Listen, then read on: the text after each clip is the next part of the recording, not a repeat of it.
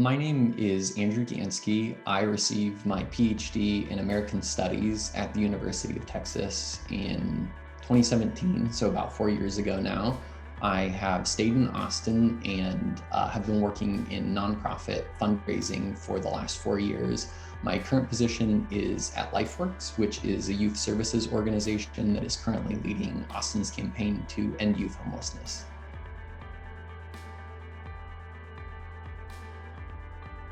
So as I was transitioning out of my PhD program, my first position was actually unpaid, which I think is kind of important because I really needed to build up some experience in the nonprofit field that I wanted to get into. So there's an arts organization here in town called the Museum of Human Achievement, which is a space that I've been going to performances, music shows, art openings for several years, and was really excited about the space and everything going on there.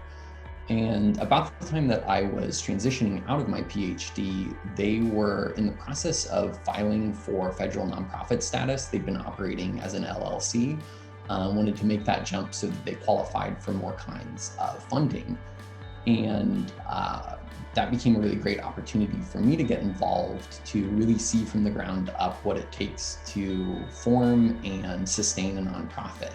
While I was there, I got to help work on some grants with the City of Austin's Cultural Arts Division, got to meet with some foundations and individual funders to solicit support, and got to work with the director and a volunteer lawyer to actually prepare the paperwork and all the forms for the IRS filing. And that was just a really amazing kind of crash course into how nonprofits function on a lot of levels. Also got to collaborate on a strategic plan and a financial and fundraising plan, and worked on some event fundraising. So got a pretty broad smattering of experiences in about the course of 6 months. I think I was involved there. And I really credit that opportunity with opening the door to my first paid position at Keep Austin Beautiful, where I worked primarily on event fundraising at the beginning, and then progressed more into grant writing and some development management later on down the road.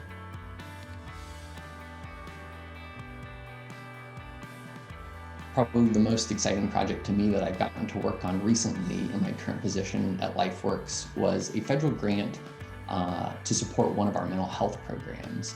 I was really excited to work on this grant because the program is playing a really crucial role in our efforts to end youth homelessness. It really recognizes how important mental health supports are for youth to really help them build just a foundation for the life that they want to live, and having that integrated with our housing supports and our workforce and development programs has just been really innovative and exciting.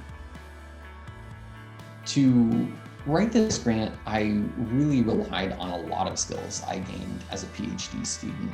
Researching and writing, obviously, directly applicable. I don't have a super strong background in mental health or psychology, so I was kind of learning from the ground up some of the concepts to be able to understand really why this program was so innovative and why its approaches were so effective. I'm really fortunate to work with some really amazing people. The counselors who run the program really helped me understand what they were doing, also guided me to some resources that I could read on my own to really get up to speed and be able to present the program credibly. And all of this kind of background information was really important to establish because we needed to make a really strong argument to the federal funder as to why the program serves a slightly different age range than their main area of focus.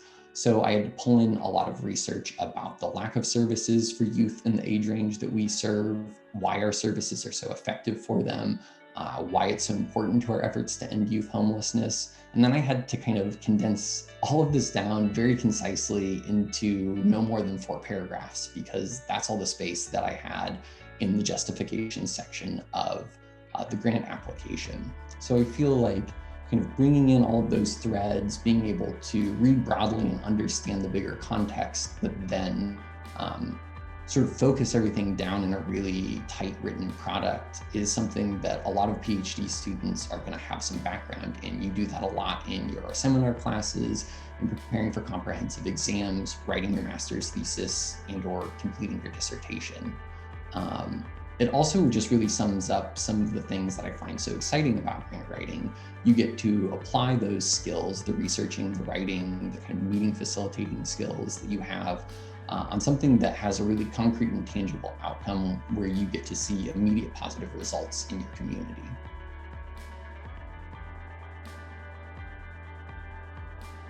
When I'm meeting with program staff who actually run our services at LifeWorks, we're usually there to discuss an opportunity for supporting their specific program.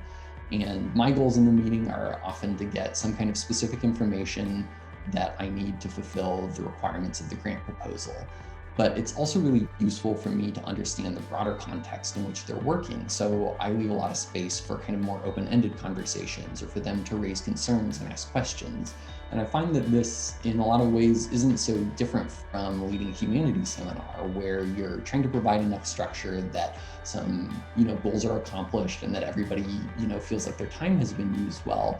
But also, there's just a lot more space for kind of generative conversations, for questions that lead to more interesting inquiries, and maybe things where we all learn something new and start thinking about new approaches of how we can do the work together. And in general, I think that just helps me tell a much more compelling and lively story when I'm actually going back and writing the grant.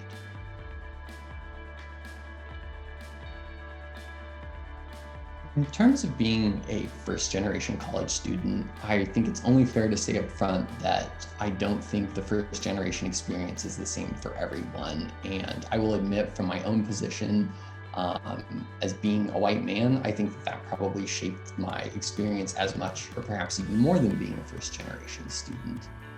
That being said, the primary influence that kind of shaped my first gen experience was participating in the Ronald McNair program.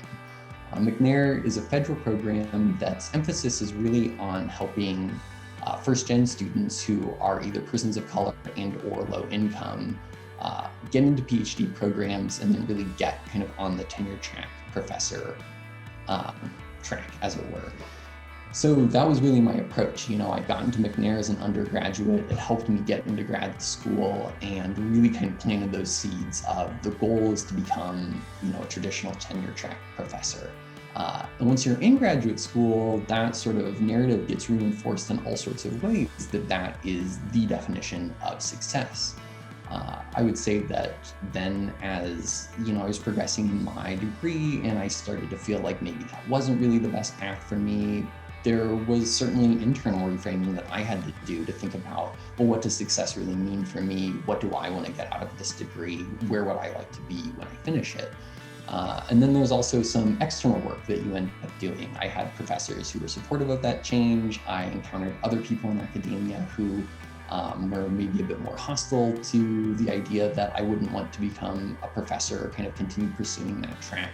So there's some negotiating that happened there about coming back to my own sort of desires and my own image of success.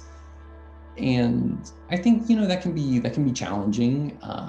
But also as a first gen student, I don't know, I had many role models in my life who I knew who were successful and fulfilled adults who hadn't gone to college. So I always kind of used them as some of my best role models as I was just, thinking about how to best kind of chart my way forward and to end up where I wanted to be.